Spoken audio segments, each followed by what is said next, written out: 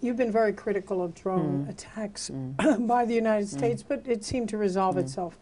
There have been some Pakistani government officials who have asked the United States to give Pakistan their own drones. Are you looking for some help from the United States for the war against terror?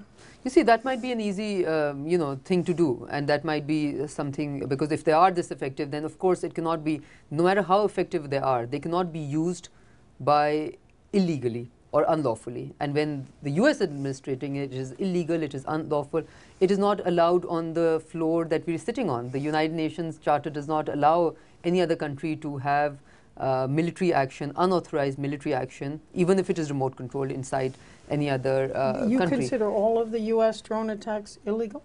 Of course. Yeah. They have no legality, they are completely unlawful, and we also believe that on top of everything else, they're also counterproductive. Because you see, when drone strikes take place, you first of all take the war away from being a Pakistani war against terrorism to being a US war against terrorism, which is enforced on Pakistan. And secondly, you create the ideological space for these people to dance around in and to grow in, because these people, there is now evidence which has not been collected by Pakistanis but British and Americans, that there are fair degree of civilian casualties. So we cannot afford a tool which is as counterproductive as drones to continue. And I think it has. Up to you, would it stop totally? We are absolutely, of course, if it is up to us, there is absolutely no question of the US drone strikes inside Pakistani territory.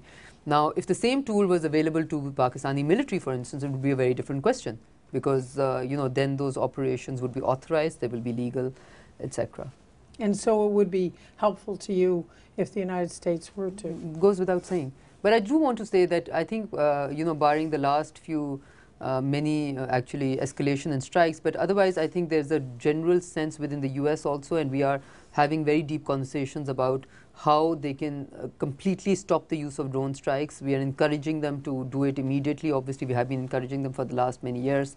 We hope that, and also the narrative within the United States. I remember I was used to be rather surprised that about a year back there was no question of the civilian deaths, about the illegality. Today I was reading the opinion pages within Washington Post, and there's a very good article in that which talks about how it is the questions of legality, the questions of authorization, the question of oversight, the question of accountability. These are all extremely important questions, and I'm very, very afraid at the precedents that the United States of America is setting for other countries to possibly follow.